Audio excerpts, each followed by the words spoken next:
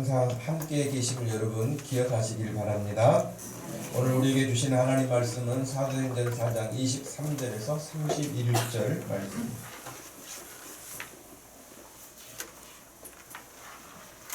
사도행전 4장 23절에서 31절 말씀을 찾으셔서 우리 한 목소리로 말씀을 읽겠습니다.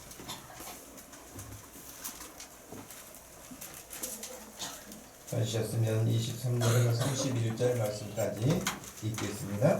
사도들이 노임에 그 동료에게 가서 제사장들과 장로들의 말을 다 알리니 그들이 듣고 한 마음으로 하나님께 소리를 높여 이르되 대주제여 천지와 바다와 그 가운데 만물을 지으신 이시요 또 주의 종 우리 조상 다윗의 입을 통하여 성령으로 말씀하시기를 어찌하여 열방이 분노하며 족속들이 허사를 경영하는고 세상의 군왕들이 나서며 관리들이 함께 모여 주와 그의 그리스도를 대적하도다 하신 이로소이다.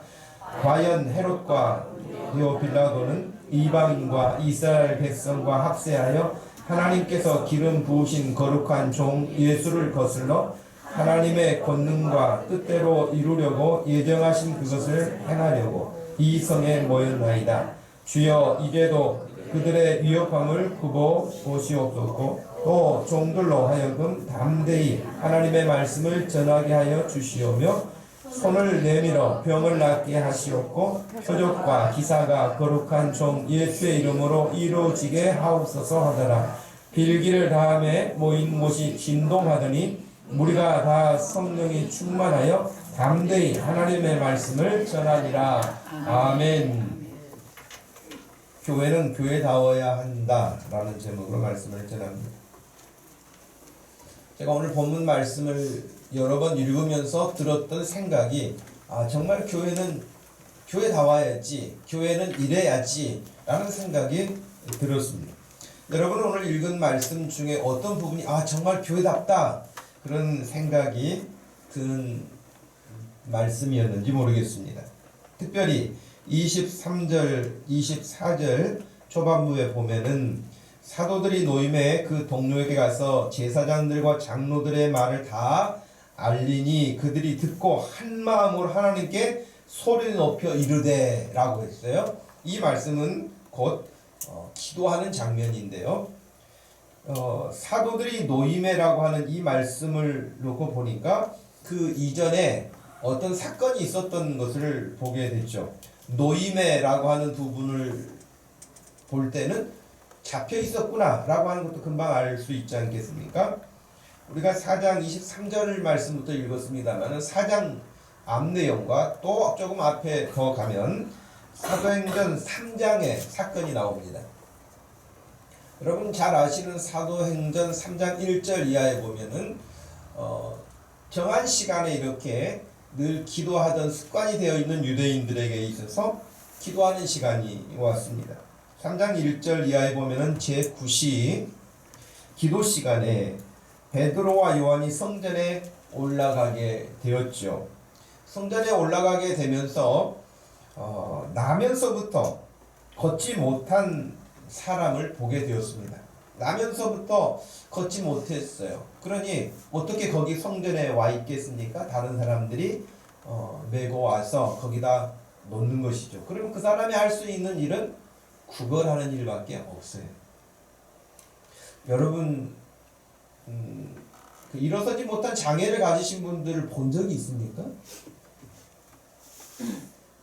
요즘에는 글쎄요, 요즘에는 뭐 휠체어도 있고 뭐 다른 어떤 기구들을 사용하기 때문에 우리가 또 직접 보기가 쉽지 않을 수도 있는데 저는 어렸을 때 딱 한 번 봤던 기억이 있어요.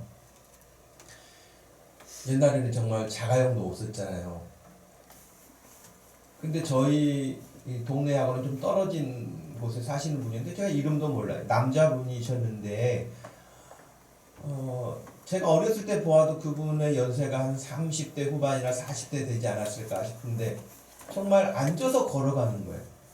여러분 우리가 가끔 뭐 체육 활동을 한다거나 군대에서 이렇게 얼차례를 받는다거나 그럴 때에 오리걸음을 걷는 일을 하잖아요. 그리고 그것을 얼마 정도 하고 나면 그 다음날 얼마나 되면 허벅지도 아프고 몸이 아픕니까? 그런데 어렸을 때 보니까 그분이 구두 밑에를 이렇게 손잡이를 만들어 가지고 걸어가는 모습을 제가 봤거든요. 꽤나 먼 거리를 그렇게 걸어 다니시는 걸 몇 번을 본 적이 있어요. 오늘 이 본문 말씀 나면서부터 걷지를 못했다고 하니 그 부모의 심정도 얼마나 힘들었을 것이고 본인은 말로 다 할 수 없는 일 아니었겠습니까? 그런데 구걸하면서 날마다 성전에 사람들이 떼매고 오면은 거기에 앉아서 또 끝나면은 데리고 가면은 하루 일과가 끝나는 그때 우리 한국 사람들이 흔히 하는 표현으로 앵벌이와 같은 그런 역할을 하고 살았던 것이죠. 3절 말씀 사도행전 3장 3절 말씀에 보니까 그 나면서부터 걷지 못했던 이 사람이 베드로와 요한이 기도하기 위해서 성전에 올라가고 있는데 구걸했어요. 어려움을 호소했겠죠. 4절에 보니까 베드로가 요한과 더불어 주목하여 이르되 우리를 보라 하니 그가 그들에게서 무엇을 얻을까 하여 바라보았다. 그렇게 되어 있습니다. 그렇죠. 여러분 그 지나가면서 우리가 뭐 1,000원짜리를 구걸하면 넣던지 10,000원짜리를 넣던지 뭐 그럴 수 그냥 조용하게 그냥 그럴 수 있는데 보통 다 그렇게 했지 않았겠습니까? 지금까지 구걸할 때. 그런데 우리를 보라 그러니까 무슨 생각이 들었을까요? 성경에 그렇게 돼 있어요. 5절에 보니까 그가 그들에게서 무엇을 얻을까 하여 라고 하니까 그냥 돈 조금 몇 푼 건네고 갈 사람이 아니다 싶은 생각이 들었겠죠. 우리를 보라 그러니까 큰 돈이라도 구걸할 수 있는 그런 사람들이 아닐까 해서 기대감을 가지고 딱 쳐다봤는데 6절 말씀에 베드로가 이렇게 말해요. 은과 금은 우리에게 없다. 그러니까 한마디로 돈은 없다. 그렇지만 돈은 없는데 내게 있는 것을 너에게 주고 싶다. 나사렛 예수 그리스도의 이름으로 일어나라 걸으라 그렇게 외친 거였어요. 할렐루야. 아멘. 그 순간 얼마나 실망스러웠겠어요. 우리가 흔히 요즘에 말하는 뭐 빳빳한 지폐라도 내가지고 돈 뭉치라도 하나 줄까 싶은 그런 기대감을 가지고 보았는데 전혀 한 번도 그런 생각을 해보지 못했을까 싶어요. 나면서부터 걸어본 적이 없는 사람이기 때문에 전혀 그런 부분들의 기대감이 없는 그저 운명처럼 받아들이고 그렇게 남의 도움을 받아서 좀 사는 정도 그런 것 말고는 큰 기대가 없었을 법한 그에게 은과 금은 내게 없거니와 내게 있는 것으로 너에게 주노니 나사렛 예수 그리스도의 이름으로 일어나 걸으라 하면서 오른손을 잡아 일으키니 발과 발목에 힘을 얻고 뛰었다고 되어 있어요. 그냥 비틀거리면서 서 있는 게 아니라 뛰었다고 8절에 뛰어서서 걸으며 그들과 함께 성전으로 들어가서 걷기도 하고 뛰기도 하며 하나님을 찬송했다. 할렐루야. 아멘. 얼마나 놀라운 장면입니까? 사람들이 보고 깜짝 놀랐죠. 왜? 그 사람이 하루 이틀 한 거 아니고 성전에서 구걸하는 걷지 못한 사람인 것을 알아보고 이게 어떻게 된 일인가 하고 심히 놀랬죠. 그러면 사람들이 야 정말 저 사람 그 사람 아니야? 그러면서 서로 확인하고 어떻게 된 거야 하면서 놀라고 축하해 주는 것이 마땅한 것이겠죠. 근데 이런 일이 편치 못한 사람들도 있었던 것입니다. 이런 일을 행한 베드로와 요한을 붙잡아서 누가 너희들에게 이런 일을 시켰느냐고. 참 희한하죠. 이런 엄청난 불행에서 건진받은 그 일을 너무 축하하고 누가 너희에게 이런 일을 했느냐, 그분들을 모셔와라, 이렇게 해도 지금 부족한 상황일 텐데 이렇게 기도하는 중에 하나님의 은혜로 놀라운 치료의 역사가 일어난 그 일을 보고도 그것을 못마땅하게 여기면서 누가 너희들에게 이런 일 하라고 권세를 주었느냐라고 조사하고 반문하게 되었습니다. 그리고 그들을 붙잡아 가두어 놓았던 것입니다. 그러면서 조건이 있었는데 절대 다시는 너희가 예수의 이름으로 그런 일을 행하면 안 된다라고 그들에게 엄포를 놓았던 것입니다. 그런 일이 있은 다음에 사도들이 노임을 받은 거예요. 베드로와 요한이 풀려난 거예요. 이 사건이 있은 이후에. 그리고 그 일들을 지금 누가 했냐면은 오늘 읽었던 23절 말씀에 따르면은 제사장들과 장로들이라고 하는 그 시대의 종교 지도자들 아닙니까? 이 사람들이 못하게 한 거예요. 이 사람들은 지금 베드로와 요한에게만 못하게 한 사람입니까? 이 사람들은 전력이 뭡니까? 예수님을 십자가에 못 박아 죽이라고 끌고 왔던 사람들 아닙니까? 예수님이 3년 동안 고치고 말씀 전하시고 행하신 크고 놀라운 일들을 보면서도 늘 마음에 시기심만 가득할지 어떤 것을 듣고 그것을 보고 정말 저분이 하나님이 보내신 메시아가 아닌가 라고 하며 조심스럽게 자신들을 돌아보는 기색이 없었던 사람입니다. 사람 쉽게 안 변한다 그런 이야기 하잖아요. 예수 그리스도가 행하시던 그 일에 대해서 그토록 반대하던 이들, 예수님이 죽으심과 부활의 역사가 나타나서 온 나라가 예수가 부활했다 라는 그 소식 때문에 놀라워하고 그런 일이 있고 40일 동안이나 예수님이 다시 살아나셔서 그들 가운데서 부활의 몸으로 계시면서 하나님의 나라를 더 증언해 주시고 충분하게 그들에게 알리셨는데도 불구하고 그걸 다 그들도 보았지 않았겠습니까? 그들은 어디 다른 곳에 있었던 사람들이 아닙니다. 여기 지금 베드로하고 요한이 말한 제사장들과 장로들, 이 사람들은 누구보다도 예수 그리스도의 죽으심을 잘 아는 사람들이었고 예수님의 부활을 잘 아는 사람들이었습니다. 그런데도 그 엄청난 사건을 보고 난 다음에도 믿지 않는다는 것은 참으로 놀라운 일이에요.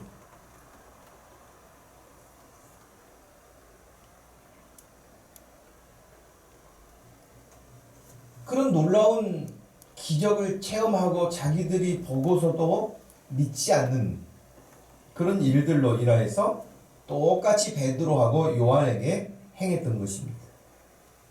그러니까 이 소식을 들었던 그 사람들, 교회죠. 초대 교회죠. 그 교회 성도들이 베드로와 요한의 그 이야기를 듣고 첫 번째 했던 반응이 뭐라고요? 기도했던 거예요. 그랬죠.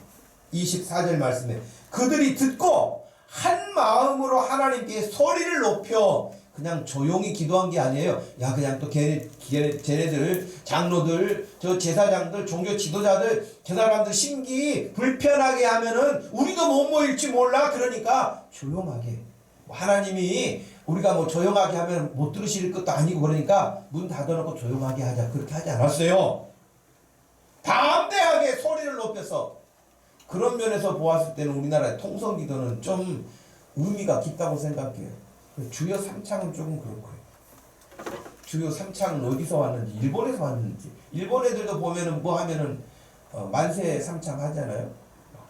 만세 삼창이 우리나라 어디서부터 시작된 연유인지는 제가 잘 찾아보지 못했는데 하여튼 그런 문화가 있기 때문에 우리 교회에서도 그냥 주님 앞에 주여 삼창하고 우리 기도합시다 그러면서 주여 주여 하고 이제 하잖아요. 근데 삼창을 하든 일창을 하든 간에 어찌됐든 통성으로 기도한다는 것은 저는 굉장히 의미가 있다고 생각해요.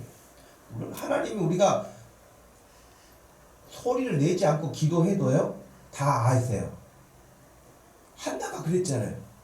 엘리 제사장이 볼 때 한나는 술 취해가지고 중얼거리는 사람처럼 보였잖아요. 사람 눈에는 사람 귀에는 그렇게 들렸잖아요. 그런데 한나는 하나님과 지금 소통하고 있다고 되어 있거든요.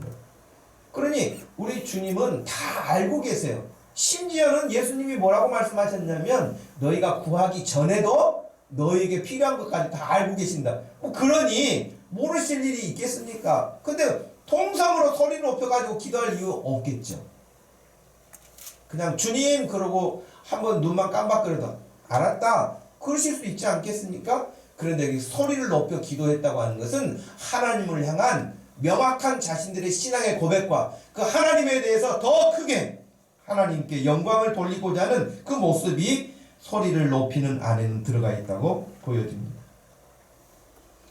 첫 번째 반응이 기도했다는 것에 대해서 저는 야 진짜 교회답구나 그 생각이 드는 거예요.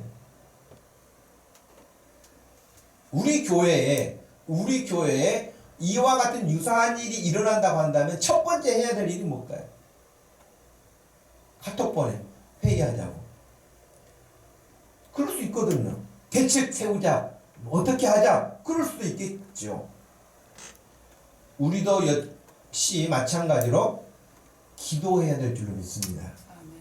어떤 일을 만나든지 우리 기도해야 돼. 어떤 집사님에게 무슨 일이 일어났다, 어떤 질병이 왔다, 어떤 집안에 좀 힘든 일이 왔다, 그런 소식을 들을 때마다 우리의 첫 번째 반응은 나라가 힘들고 어렵다. 그럴 때마다 우리가 해야 될 첫 번째 반응은 기도해야 될 줄로 믿습니다. 이 사도행전의 초대 교회가 교회다웠던 첫 번째 모습이 바로 그와 같은 것이었어요. 근데 오늘날 기도하지 않는 교회, 기도하지 않는 그리스도인들, 그것은 미안하지만 모양만 그리스도인이고 모양만 교회일 뿐인 것이에요. 그건 100개 1000개를 찍어낼 수 있습니다. 교회 여러분 만들기 어렵습니까? 예배당을 예쁘게 한번 지어보세요. 어디에다 십자가 걸어놓고 기다려보세요. 사람들 들어옵니다. 교회라고 들어옵니다. 들어오겠죠. 예. 교회 여러분 예수를 잘 믿든 안 믿든 교회 오래 다녀보세요. 오래 다니면은 교회에서 행할 수 있는 거 다 여러분에게 행할 것입니다. 세례도 베풀 것입니다. 직분도 줄 것입니다. 그래서 교회 안에서 모든 일들을 잘 어우러져서 하게 될 것입니다. 하지만 기도하지 않는다면 여러분 그것은 모양만 교회이고 모양만 그리스도인일 뿐이지 아무런 능력이 없는 것입니다.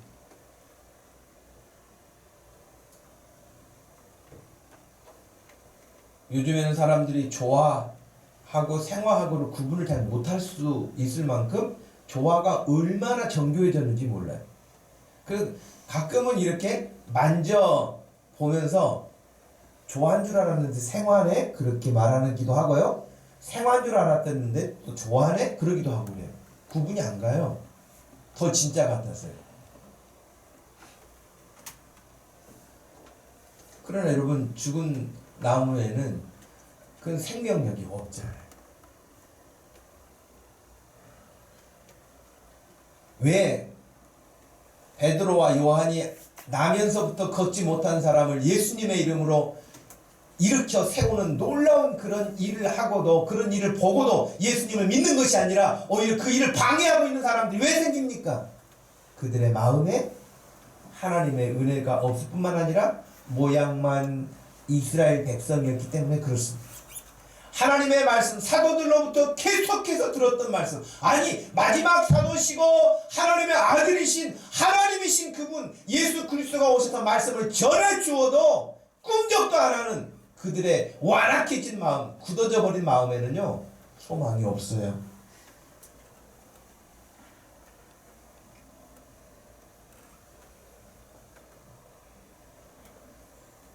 그렇기 때문에 여러분 긴장하셔야 됩니다.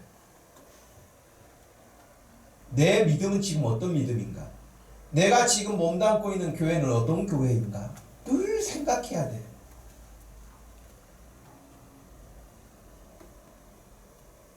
기도 안 한다고 여러분 교회 일 못하는 거 아니에요. 다 합니다. 기도 1시간 할래, 찬양 한 곡 할래 그러면 찬양 못해도 한 곡 하고 말지 몰라요. 그만큼 기도가 쉽지 않은 영역이기도 하다는 거예요. 우리 안수 집사님들 눈을 뜨세요. 안수를 다시 하든지 해야 될 것 같아요. 안수 집사님들만 눈을 감는 경향이 있어요. 예. 여러분 기도하지 않게 되면 어떤 현상이 일어나느냐? 기도 안 하는데도 교회 일은 다 할 수 있단 말이에요. 그죠? 기도 안 하면 청소를 못 합니까? 주방에 음식을 못 합니까? 다 합니다. 기도 안 해도 할 수 있습니다. 그런데 기도를 안 하고 일을 하게 되면 결국 어떤 결과에 이르게 되느냐? 하나님의 은혜를 놓고 나만 남는 거예요. 기도 없이 하는 모든 일들은 내가 남는 거고, 내가 주인이 되는 거고, 내가 주인공이 되는 거예요. 그래서 늘 사람들로부터 관심을 받는 거예요. 사람들로부터 인정을 받아야 돼요. 하나님과의 소통이 없기 때문에 유일하게 사람들로부터 위로를 받아야 되는 거예요. 그러나 기도하는 사람은 비록 사람들이 자기를 몰라줘도 전혀 그걸 문제 삼지 않아요. 섭섭해하지도 않아요. 주님이 알고 계시고 주님이 받으셔서 더 기뻐요. 할렐루야. 교회 대부분 시험 든 사람들이 누구 때문에 듭니까? 하나님 때문에 나는 시험 들었다는 사람 한 번도 본 적이 없어요. 전부 다 자기가 그래도 이만큼 했는데 자기를 몰라준다는 거예요. 안아주지 않는다는 거예요. 문제 있죠. 아나니아와 삽비라가 여러분 자기의 재산을 정리해가지고 교회 앞에 가지고 왔어요. 그런데 그들은 하나님 앞에 거짓으로 숨기면서 정말 모든 것을 다 한 것처럼 사람들 앞에서 드러내기를 원했어요. 하나님께서 그렇게 말씀하셨죠. 어떻게 너희가 성령을 속일 생각을 하느냐. 그러면서 여러분 그 자리에서 남편이 먼저 죽지 않습니까?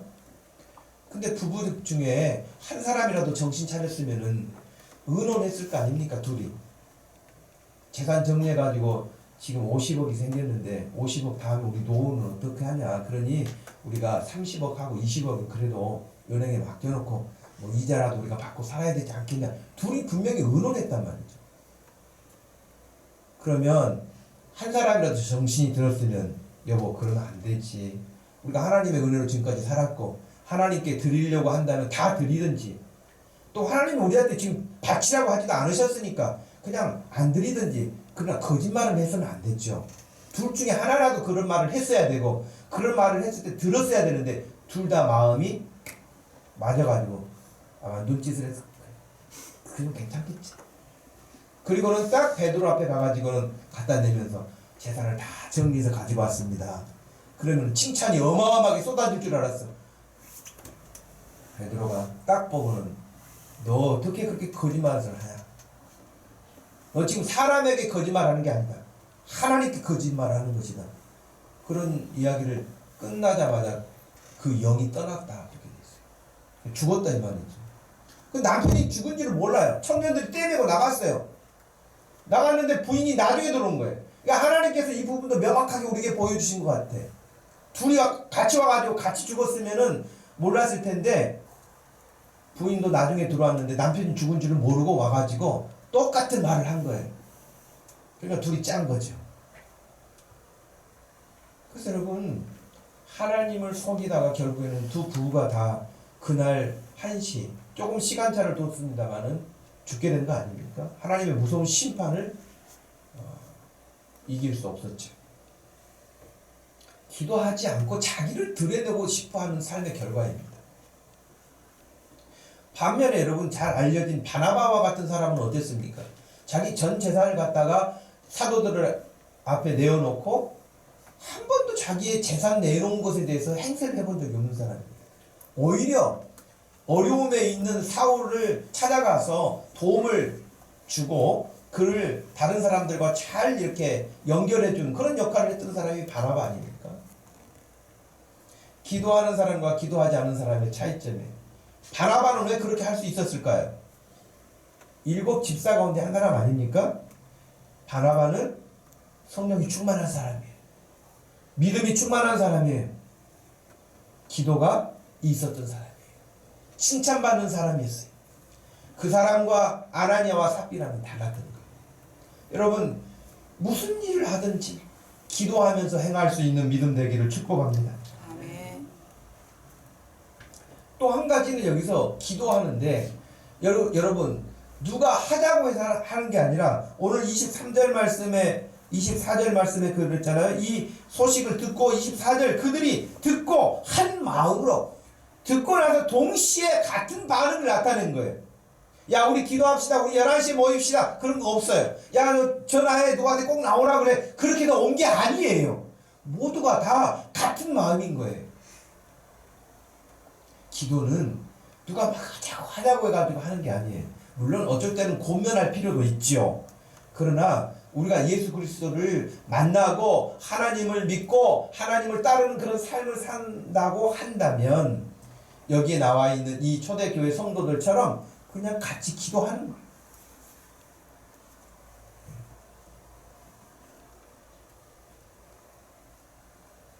제가 금요 기도에 나와서 같이 기도합시다 이런 말 안 해도 그냥 하는 거예요. 나와 보시기 바래요. 금요 기도에 나와서 여러분 나도 한마디라도 하나님 앞에 기도해야 되겠다. 다른 사람을 위해서라도 내가 나를 위해서도 기도해 준 게 많은 사람들이 있는데 나도 다른 사람을 위해서 기도해야 되겠다. 여러분 그런 마음 가지고 사모하세요. 그런 사모함이 없는 마음이라고 한다면 너무 안타깝죠.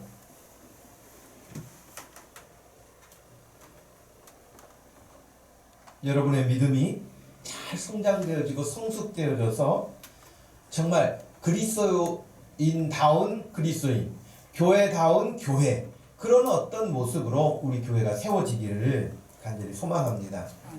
두 번째는 뭐였냐면 기도의 내용이에요. 여러분 이제 소리를 높여 24절에 이르되 대주제여 천지와 바다와 그 가운데 만물을 지으신 이시오 라고 시작을 하잖아요. 그러면서 어떤 말씀이 구약성경의 말씀이 인용되고 있는데요. 25절에 그랬어요. 주의 종 우리 조상 다윗의 입을 통하여 성령으로 말씀하시기를 어찌하여 열방이 분노하며 족속들이 허사를 경영하는고. 26절 세상의 군왕들이 나서며 관리들이 함께 모여 주와 그의 그리스도를 대적하도다 하신 이로소이다. 여기 25절 26절 이 말씀은 어디서 인용을 했냐면 다윗이 했던 말씀이라고 그랬잖아요. 천년 전에 다윗이 이미 예언했던 메시지인 거예요. 시편 2편에 있는 말씀이거든요. 아, 하나님의 말씀이 정말 다윗을 통해서 예언했던 말씀대로 지금 그렇구나 하고 그 사실을 알게 된 거예요. 그러면서 기도하게 된 것이죠.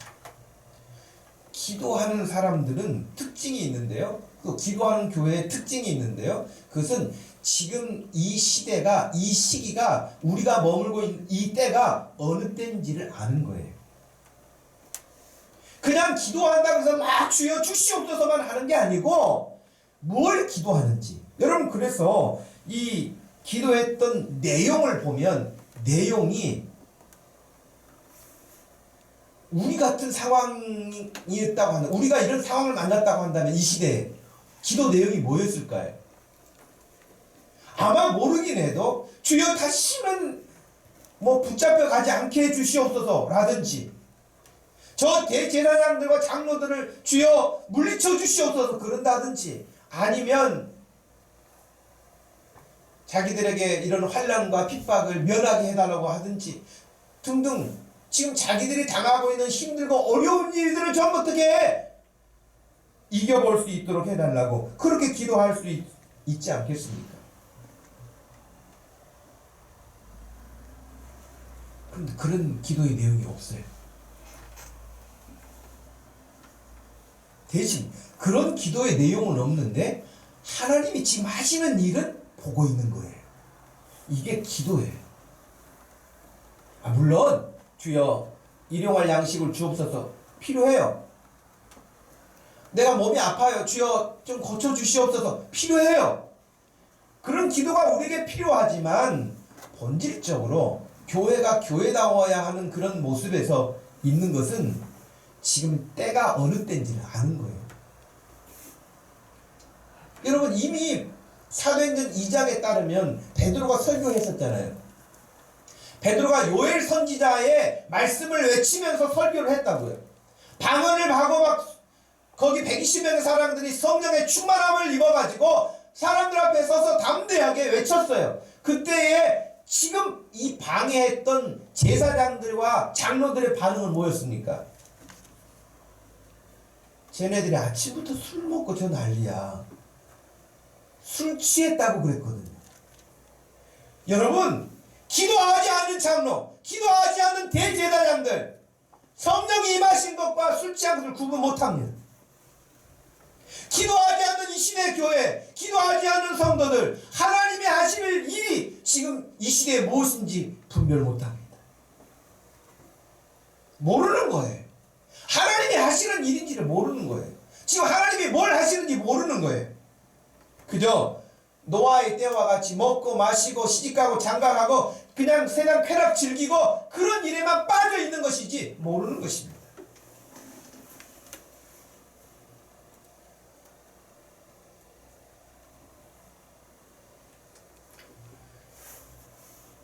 그래 여러분, 오늘 기도하는 이 장면에서도 그 교회 성도들이 다 같이 기도하면서도 이건 다윗을 통해서 예언했던 말씀이 지금 이루어지고 있는 거야 하면서 그 시기를 분별하고 하나님이 하시는 일을 보는 그런 눈이 열린 사람들입니다. 오나기는 여러분의 개인의 신앙도 그렇고 가정도 그렇고 우리 교회도 그렇고 하나님께서 지금 나에게 뭘 원하시는지, 우리 가정에게 요구하시는 바가 뭔지, 우리 교회에게 하나님이 지금 기대하시는 바가 무엇인지, 우리에게 주신 사명은 무엇인지 이것을 분별하고 그 일을 위해서 지금 내가 해야 할 일이 뭔가 하는 것을 찾아야 돼요. 찾는 게 기도예요. 주님, 제가 뭘 하기를 원합니까? 주님, 제가 어떻게 하기를 원하세요? 하나님, 지금 우리 교회가 뭐가 필요해요? 주님, 우리 교회에 어떤 일꾼이 필요해요? 근데 여러분 눈에 보일 수 있게 해주시기나 깨닫게 해주실 수 있거든요. 지금 너희 가정에 이게 필요하다. 너 지금 교회가 꼭 이게 필요하다. 그러면 주님, 김 집사가 꼭 그 일을 하게 해주세요. 그렇게 기도하지 말고 주여 부족하지만 제가 그 일을 할 수 있게 해주세요. 이게 기도란 말이에요.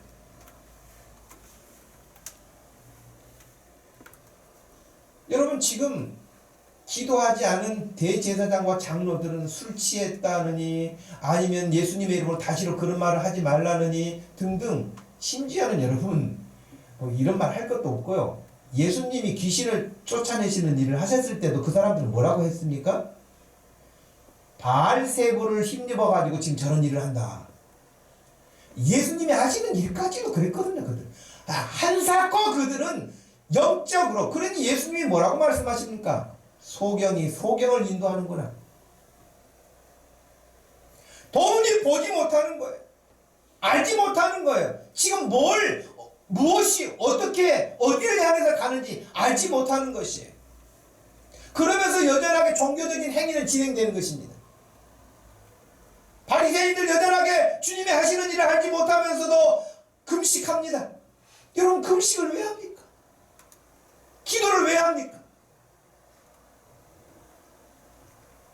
종교적 행위만 반복될 뿐이었지 주님이 하시는 일에 대해서는 전혀 분간할 수 없는, 분별할 수 없는 참으로 무지하고 안타까운 그런 모습이었죠. 오나기는 여러분, 주님이 하시는 일이 여러분에게 깨달아질 수 있기를 바랍니다. 아멘. 그리고 주님이 하시고자 하는 기대가 여러분의 삶을 통해, 여러분을 통해서 여러분이 쓰임받을 수 있기를 축복합니다. 아멘. 목사는 뭘 하는 사람이냐? 여러분 한 사람 한 사람이 하나님을 만나고 하나님을 잘 알고 하나님 앞에 귀하게 쓰임받을 수 있도록, 더 쓰임받을 수 있도록 동력을 제공하는 역할을 하는 것이 목사예요. 이 시간 설교하는 이유가 뭐냐? 하나님의 말씀과 뜻을 여러분에게 잘 전달해서 그 전달받은 말씀을 받은 여러분들이 하나님 앞에서 내가 그렇게 살아서 그것이 복이 되는 거예요. 믿습니까? 그 삶을 위해서 하나님이 목사를 세우시는 거예요.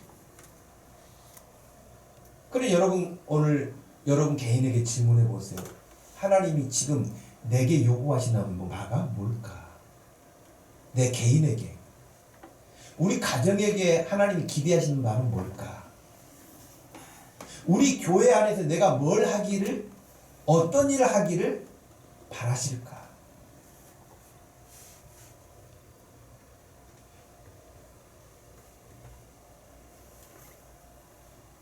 그런데 여러분 26절을 보니까 그들이 세상의 군왕들이 나서며 관례들이 함께 모여 주와 그의 그리스도를 대적하도다 하신 이로소이다 그랬잖아요. 지금 베드로와 요한이 하나님의 일을 하는데, 하나님이 일하시는데 그것을 대적하는 거예요. 대제사장들과 장로들이. 근데 그게 뭐라고요? 허사라는 거예요. 누가 하나님이 하시는 일을 대적할 수 있겠어요, 여러분? 누가 하나님을 거역할 수 있겠습니까? 그래서 27절에서 29절에 이렇게 말씀하십니다. 과연 헤롯과 본디오 빌라도는 이방인과 이스라엘 백성과 합세하여 하나님께서 기름 부으신 거룩한 종 예수를 거슬러 하나님의 권능과 뜻대로 이루려고 예정하신 것을 행하려고 이 성에 모였나이다. 주여 이제도 그들의 위협함을 굽어 보시옵고 라고 기도하고 있습니다. 그러면서 계속해서 이렇게 기도했어요. 또 종들로 하여금 담대히 하나님의 말씀을 전하게 하여 주시오며 손을 내밀어 병을 낫게 하시옵고 표적과 기사가 거룩한 종 예수의 이름으로 이루어지게 하옵소서 하더라. 아멘. 여러분, 우리 교회가 모일 때마다 그렇게 기도할 수 있기를 바랍니다. 하나님, 우리가 기도할 때마다 하나님의 권능의 역사가 나타나기를 원합니다. 할렐루야. 여러분, 어려운 일을 만날 때마다 두려워하지 말고 기도의 자리로 나올 수 있기를 바랍니다. 기도하시길 바랍니다. 그러면서 여기 말씀과 같이 오늘도 손을 내밀어 병을 낫게 하시옵고 표적과 기사가 거룩한 종 예수의 이름으로 이루어지게 하옵소서. 이게 교회 나온 거예요. 이게 교회 나온 거예요. 쟤네들은 그냥 삐끗만 하면 기도한다 그래. 그렇죠. 그게 교회가 하는 일인 거예요. 예수 믿는 사람이 하는 거예요. 여러분은 큰 일이 됐든 작은 일이 됐든 간에 기도하자, 기도해야 된다, 기도합시다. 이게 입버릇처럼 나와야 돼요. 그게 그리스도인다운 거예요. 그게 교회다운 거예요. 지금 초대교회가 그런 모습이었거든요. 단순히 내가 원하는 것을 해달라고 가서 막 울고 불고 하는 게 아니에요. 여러분, 그런 기도는 소원성취 기도라고 하잖아요. 그것은요, 이방 종교가 더 잘해요. 이방 종교가 더 잘한다. 그들은 우리보다 훨씬 더 정성을 많이 드립니다. 제가 여러분에게 여러 번 말씀드렸던 기억이 나요. 저는 군대에서 군종사병을 했거든요. 군종사병을 했는데 저는 보직이 군종사병이었어요. 그래서 교회에서 일을 하는 군 생활을 보냈죠. 근데 불교에도 군종사병이 있어요.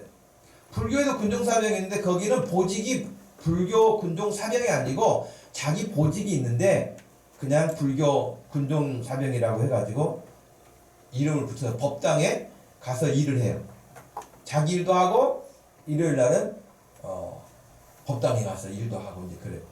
근데 그 법당에서 일하는 백승현이라고 제가 기억하는데 군종 사병을 제가 놀랬던 게 있어요. 4월 초파일이면 여러분 군대에서는 추워요. 산속에서는 춥더라고요. 근데 누구도 그 시간에 그때에는 밖에 그 비닐하우스도 쳐놓은 그 샤워장에서 샤워를 안 한단 말이에요. 춥고 그러니까.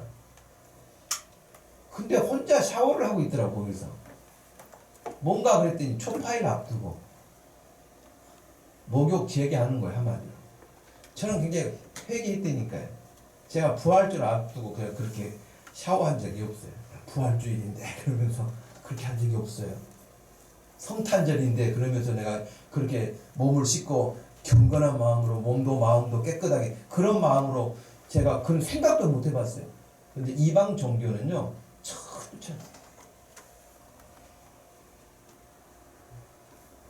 자기가 바라고 원하는 소원 성취를 위해서 그래요. 모두 다 자기가 원하는 것, 자기가 원하는 대로 뜻대로 되기를 원해요. 그래서 비나이다 아닙니까? 그렇게 해야 달라. 그러나 오늘날 교회가 하는 기도는 그와 같지 않습니다. 교회가 하는 기도는 하나님이 하시는 뜻이 이루어지기를 위하여 기도하는 것이고, 하나님이 하시는 그 일에 내가 쓰임받는 인생 되기를 위해서 하는 것이 교회에서 하는 기도이고, 성경에서 가르치는 기도이고, 예수님이 보여주신 기도예요. 믿습니까? 네. 내가 원하는, 하나님 이거 해 주시옵소서, 이것도 해 주시옵소서, 내가 원하는 뜻을 구하는 게 아니에요. 하나님 말씀 들으니 하나님이 이걸 예를 들어서 하나님이 전도를 그렇게 기뻐하시는데요, 제가 그 전도를 잘 할 수 있도록, 하나님 전도하는데 이게 필요해요, 그 일을 내가 후원할 수 있도록 제 사업을 축복해 주세요. 이렇게 기도하는 거예요. 주여, 저도 화장실 3개 있는 방을 필요해요. 그런 집이 필요해요. 집 좀 사게 해주세요. 제가 그냥 집은 한 채 있어야 될 것 같아요. 그렇게 기도하는 게 아닌 거예요. 하나님, 제가 대학을 들어가야 되겠어요. 하여튼 기왕이면 좋은 명문대를 들어가야 되겠어요. 꼭 들어가게 될 줄로 믿습니다. 그렇게 기도하는 게 아니에요. 하나님, 제가 이런 말씀을 듣다 보니, 하나님의 말씀을 듣다 보니 이런 생각이 들었어요. 이런 마음을 하나님이 주셔서 감사해요. 근데 그 일을 하는데 학교를, 제가 대학을 가서 공부를 해야 되겠어요. 하나님, 저 대학 가서 공부할 수 있는 길을 열어주세요. 이렇게 하는 거예요. 졸업하고 나서도 하나님, 돈 많이 주는 직장만 주시옵소서, 그렇게 하는 게 아니에요. 하나님, 저를 꼭 필요한 회사에 제가 쓰임받는 인생이 되기를 원해요. 거기서 하나님의 이름을 드높일 수 있는 그런 사람이 되기를 원해요. 차원이 다르다니까요. 먹고 살고 더 많이 내가 갖고 그것을 위해서 기도하는 게 아니고, 하나님의 뜻이 이루어지는 그 일을 위해서 내가 쓰임받을 수 있게 해달라고 하는 것이 기도인 것이에요. 아멘.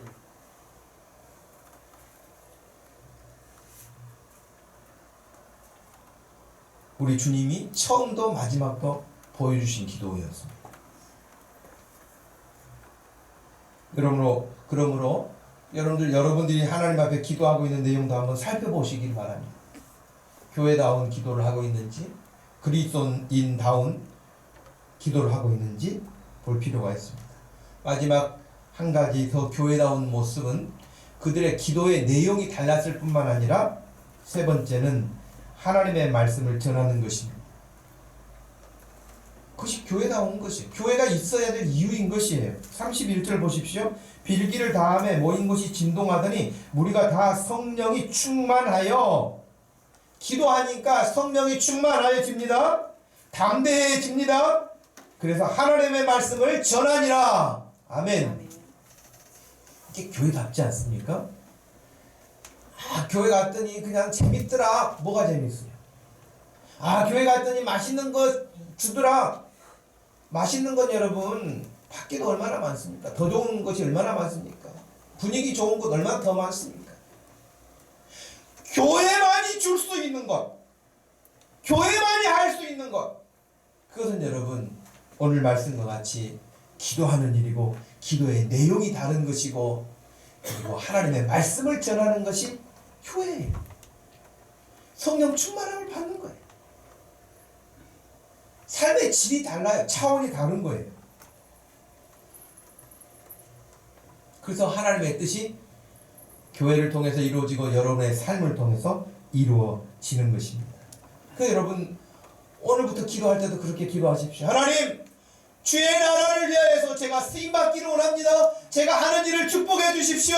축복해서 하나님이 하시고자 하는 일을 마음껏 통원할 수 있게 해주십시오. 아멘. 왜 여러분 그런 믿음을 좀 크게 가지세요? 크게 가지세요.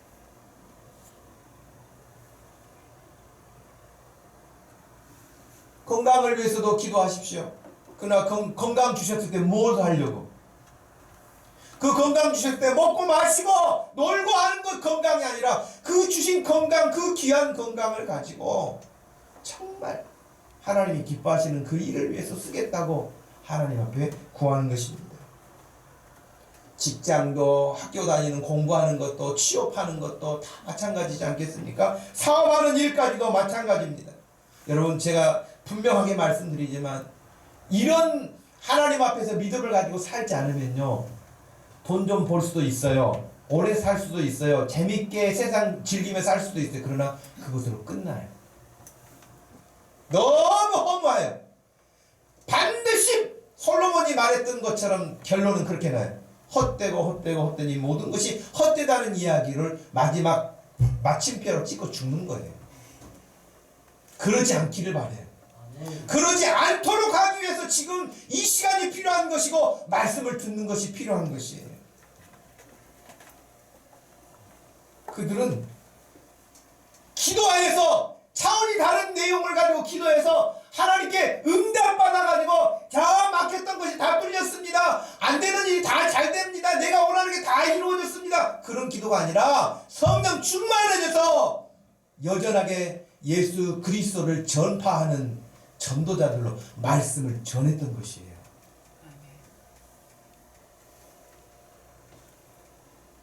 사도 바울이 디모데후서 4장 1절 이하에서 하나님 앞과 살아있는 자와 죽은 자를 심판하실 그리스도 예수 앞에서 그가 나타나실 것과 그의 나라를 두고 엄히 명하노니 너는 말씀을 전파하라. 때를 어떤지 못 어떤지 항상 힘쓰라. 범사의 오래 참음과 가르침으로 경책하며 경계하며 권하라. 할렐루야. 여러분 이렇게 하도록 말씀하십니다. 하나님이 이 아침에도 우리에게 그렇게 하라고 말씀하시는 것입니다. 근데 여러분 그렇게 우리가 사명 받아서 성령 충만해서 그렇게 하려고 하는데 그렇게 하려고 하는 대상자들은 어떻습니까? 목마른 영혼처럼 기다립니까? 사슴이 시냇물을 찾는 것처럼 여러분을 기다립니까? 오늘 아빠가 교회 갔다 오시는데 오늘 설교 들으시고 나한테 무슨 말씀을 해주실까? 그럽니까? 여러분 친구가 그렇게 기다립니까? 우리가 전도하려고 하는 사람이 그렇게 기다립니까? 한 사람도 그렇게 기다리지 않습니다. 계속해서 여러분 사도 바울은 디모데후서 4장 3절 이후에 그랬습니다. 때가 이르니 사람이 바른 교훈을 받지 않는다는 거예요. 받지 않는다는 거예요.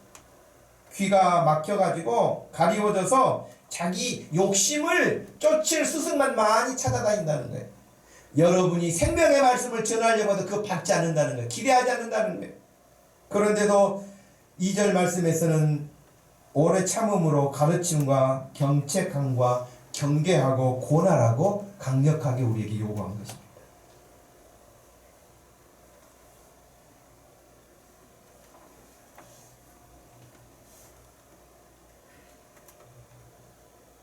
텅 빈 지옥 가득한 천국이라는 책을 쓴 이 목사님 라인하르트 본케라는 목사님 선교사 출신이신데요.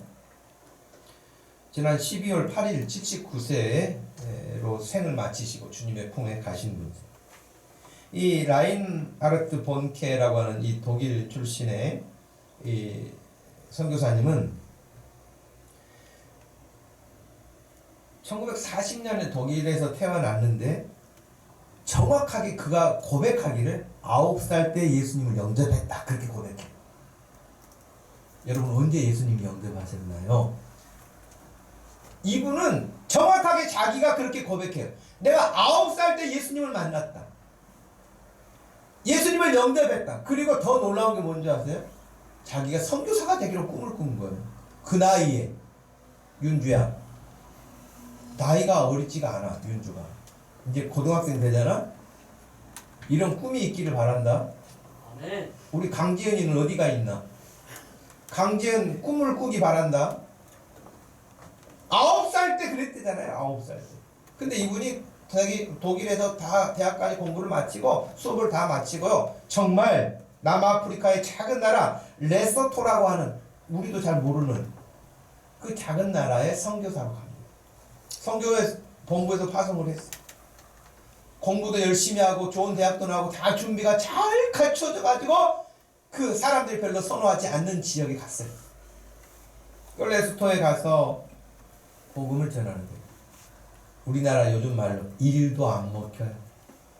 그렇게 준비하고 9살 때 소명을 가지고 갔는데 말이죠. 그것도 1년, 2년, 5년, 놀랍게도 10년이 갔는데 아무 소득이 없었어요.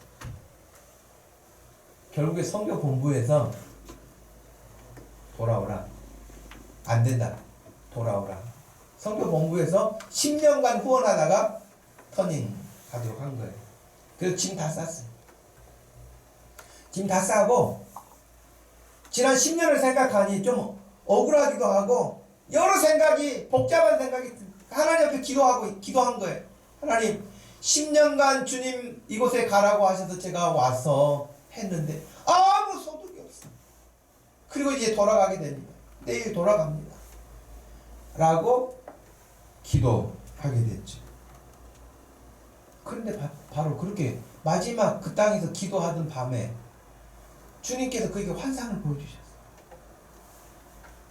그 나라의 위에서부터 아래까지 예수 그리스도의 보혈이 가득 덮여있는 그 나라를 보게 하시면서 나가서 외치라. 나가서 외치라. 그런 메시지를 기도 중에 듣게 돼요. 그리고 진짜 그 다음날 독일로 돌아가야 되는데 거리에 나가서 외쳤어요. 예수 그리스도를 외친 거예요. 그전하고 다를 바 없어요. 외쳤어요. 사람들이 모이기 시작했어요. 그래서 집회가 이루어지기 시작했는데 그 첫 집회에 100명 정도가 모였다고 해요.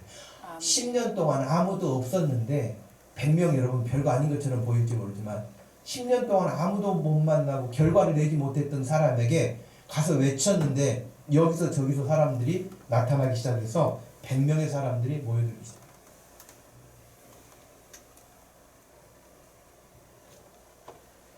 나중에 여러분 어떻게 되신 줄 아세요? 아프리카에서 하루에 160만 명이 모이는 집회를 인도를 했는데 6일 동안 345만 명이 예수님을 영접했다고 통계가 나와 있어요. 여러분 놀라지 않을 줄 알았어요. 그런 것은 놀랄 일도 아니죠, 여러분이. 그죠? 그런데 정말 이런 일이 일어난 거예요. 심지어는 어느 날 설교를 했는데요. 여기서 저기서 사람들이 동네에서 모여들기 시작했어요. 모여들기 시작해가지고 자기 막 병이 나았다고. 제가 이번에 책을 보니까 어떤 일도 있었냐면 태중의 아이가 죽은 거예요. 병원에서 그래서 수술해서 그 아이를 사산 처리하기로 했는데 이 선교사님 집회에 와가지고요. 다시 그 죽었다고 한 아이가 뛰는 거예요. 정말 믿기 힘든 일이죠. 또 어떤 경우는 죽었어요, 사람이. 내가 그 자리에 없었으니까 저는 알 수가 없지만은 죽었는데요. 죽어서 방부 처리까지 했대요. 살아났어요.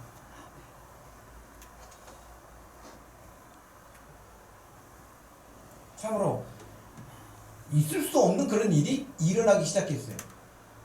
그리고 어느 날에는 사람들이 이 동네에서 저 동네에서 와가지고 집회에 참석해서 자기도 예수 믿겠다고 하고 자기 질병이 나았다고 하고 막 이렇게 했는데 나중에 알고 보니까 그들이 다 무슬림들이었던 거예요. 나중에 어떤 일까지 일어나면 빈 라덴으로부터 협박 편지까지 받아요. 무슬림이 개종하니까. 이런 정도의 영향력을 가졌던 사람이죠.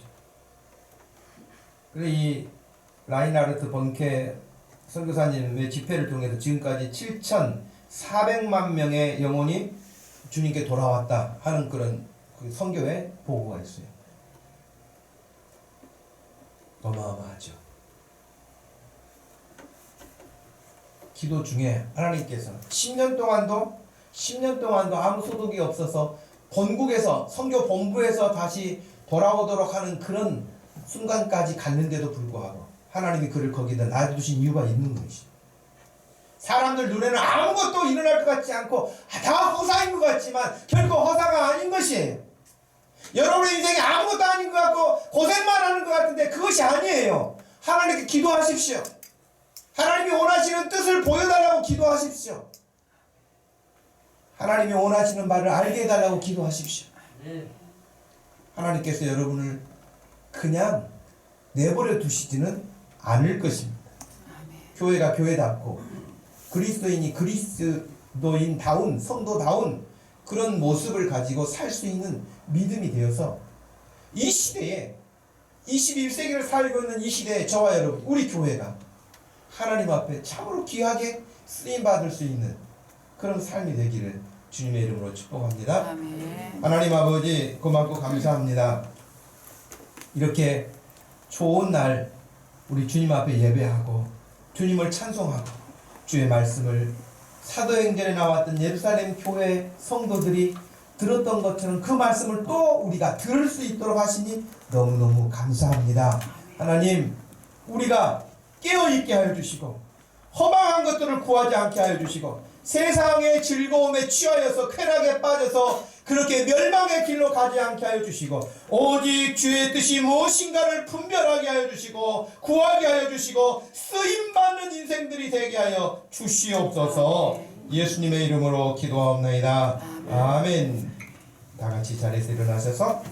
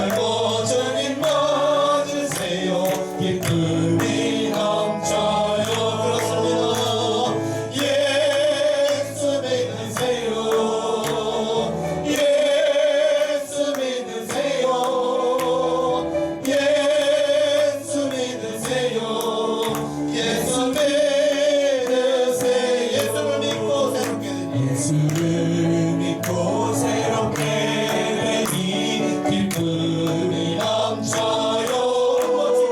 모든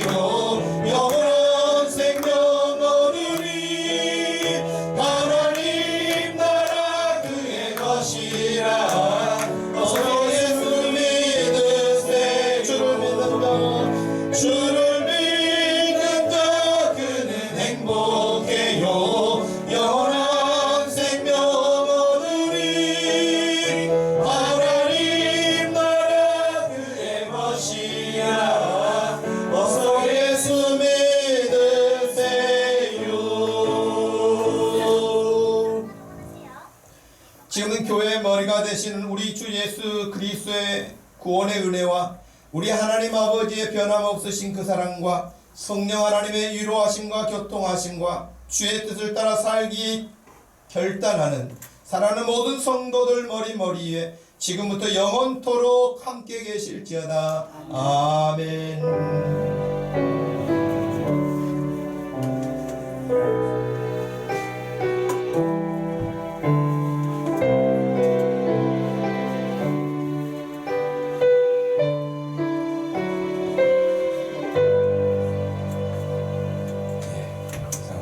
예배를